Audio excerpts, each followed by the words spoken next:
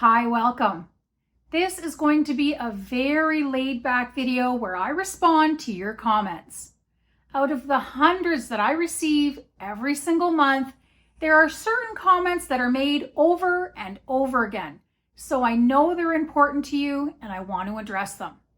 I'm going to respond to 7 that I receive almost daily. Number 1 is the topic most frequently commented about. And it is the very reason that I started my YouTube channel and my TikTok page. So I want to speak on it first. Here are some of the things you shared. You have at least cured me of my anxiety, as I was convinced that I was dying. Now I know I'm not. You give me so much hope. I honestly just thought I was dying, and no doctor seems to hear me. OMG, thank you for this. I thought I was dying. Wow, I was convinced I was dying. There are so many more comments like that, and honestly, it breaks my heart. I lived in fear of my health for years, convinced that the doctor was missing something. And he was. Perimenopause. If I had known and understood what was going on with me right from the start, I would have had much better quality of life during those early peri years. So I decided I had to do something to prevent other women from struggling the way that I did. And I started creating videos. It's so unfair that women are not given the proper information to prepare for perimenopause, just like they do with puberty. It's equally as important. Just know that I see you and I understand what you're feeling and struggling with. It can feel like you're dying or very seriously ill, and it's terrifying. I make my videos to give you the information that you deserve to navigate your transition prepared, informed, and free of fear and stress. No one deserves to live with this degree of health anxiety and feeling helpless because no one is giving them answers. The second most popular type of comment that I receive revolves around age of onset. Here are a few comments. I have every single one of those symptoms. Docs told me I'm too young. This is me. Is 44 too young though? Can peri happen at 38? My doctor thinks I'm too young, but I have all the symptoms. You are not too young. With the exception of women who have had hysterectomies, the average age of menopause is 51. It can occur 5 years before or later, give or take a year or two, which puts the age of menopause in and around 46 to 56. Perimenopause can begin 10 years before that, putting the age of onset for perimenopause around 36 to 46, give or take another year or two. So don't let anyone tell you that you are too young. We are all different, and the age of onset for perimenopause varies widely. The third most frequently left comment involves concern for health due to a normal hormone test. Here are a few things that you shared.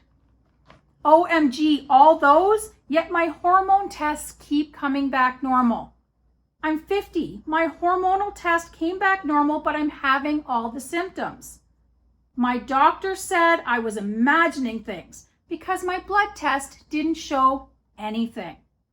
Yep, my doctor did a blood test, regardless of symptoms, still said no. Please, ladies, do not accept a normal test result as an indication that you are not perimenopausal and there is something tragically wrong with you. FSH levels are all over the place constantly, and estrogen levels are almost always normal in the early stages of perimenopause. Progesterone drops initially, throwing hormonal balance off, not estrogen. Your symptoms are your best indicator. The fourth set of comments centers around strange chest sensations and heart concerns. A few of you wrote, OMG, this is me, the stabbing pain. I swear I'm having a heart attack. Heart palpitations and blood pressure has me scared. I hate this. Was having chest pain and thought I was having a heart attack. Had the worst chest pain last weekend. Scariest feeling ever. The list of scary chest-related symptoms seems to affect a large percentage of women in midlife. Most of us have had our hearts checked numerous times because, quite frankly, chest pain is not something to ignore.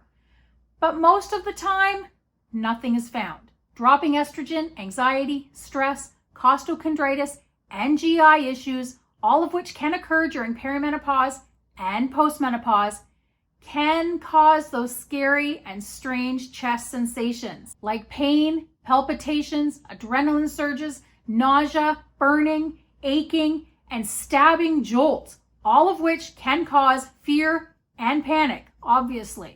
No amount of explanations, however, can stop the anxiety when these types of symptoms occur.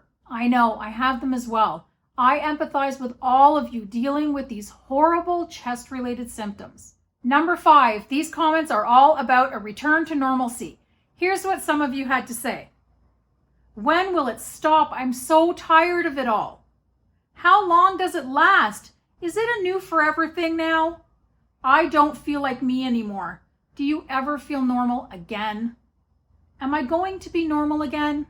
Unfortunately, there is no one-size-fits-all answer to any of these comments. Every woman's experience is unique, and so too is her potential end date. Some women say that they feel absolutely fabulous the minute they cross over into postmenopause. Other women say that they do have some of their symptoms ease up in postmenopause, while others continue to hang on and be a nuisance. Some women only struggle for a year or so in postmenopause, others much longer. I really wish that I could give you all a set end date, but unfortunately, I can't. I personally have had several of my symptoms disappear now that I'm postmenopausal, but I do have 1 or 2 that are hanging on and driving me nuts, like anxiety and pain. I receive piles of comments about body-wide pain as well. Here's what some of you shared. I swear I constantly have tendinitis somewhere in my body. So frustrating and painful. They should just say your entire body hurts some way or somehow. This sucks. Terrible pain in my joints. I feel your pain. That's me, hurt all over. Even my jaw hurts. Estrogen receptors are present in all of your musculoskeletal tissues, and estrogen is protective. It helps regulate water in the body, controls inflammation, supports collagen production, and helps keep muscles, joints, and tendons working smoothly. When estrogen drops, joints become less lubricated, stiffer, and inflamed.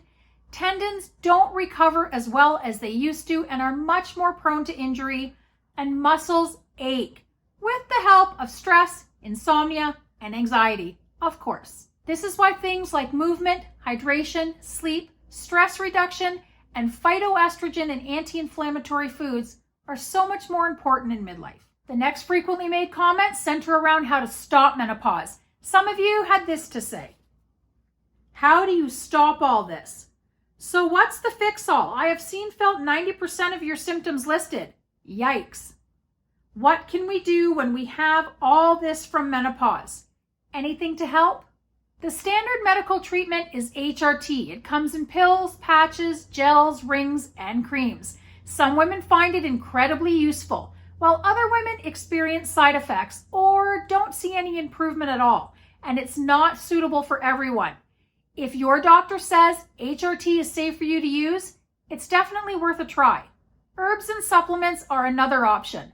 There are plenty on the market claiming to help with menopausal symptoms. Some women find them quite useful, but make sure to read up on all herbs before you use them because they can have side effects just like medication. Lifestyle changes and alternative practitioners can also make a big difference. Things like diet, exercise, sleep, hydration, stress reduction, vitamins, chiropractors, acupuncture, and pelvic floor therapies can help. If you found this video helpful and you'd like me to make more comment response videos, leave the questions and comments you'd like answers to and information on in the comment section. If I collect enough of them, I'll make more content like this in the future. I wish you all health, happiness, and peace of body and mind. Thanks for watching, and I will see you all in the next video. Bye for now.